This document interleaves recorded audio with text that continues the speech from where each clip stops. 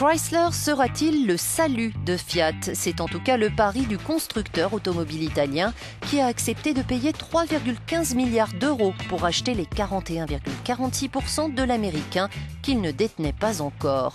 L'aboutissement d'une stratégie amorcée en 2009 quand Fiat entre au capital de Chrysler tout juste sorti de la faillite. 5 ans plus tard, c'est Fiat qui est en difficulté avec des ventes en déclin en Europe. Cet universitaire voit dans ce rapprochement une opportunité potentielle. Pour lui, ce type de fusion ne va pas faire trop de victimes dans la mesure où, dit-il, les deux entreprises sont en profonde difficulté. Il ose ainsi l'optimisme. C'est un secteur en pleine restructuration. Il pourrait y avoir de la place pour leur projet industriel.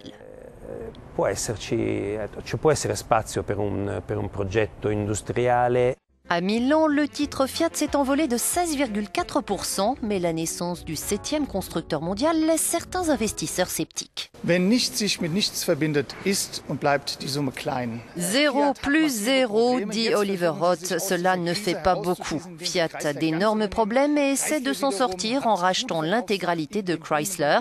Chrysler enregistre de belles ventes sur un marché automobile américain en plein boom, mais cela ne suffira pas à aider Fiat. Il lui faut sortir de nouveaux modèles, ce qui n'est pas prévu avant 2015. La crise de l'automobile persiste en Europe. Pas si sûr que Fiat ait vraiment fait une bonne affaire.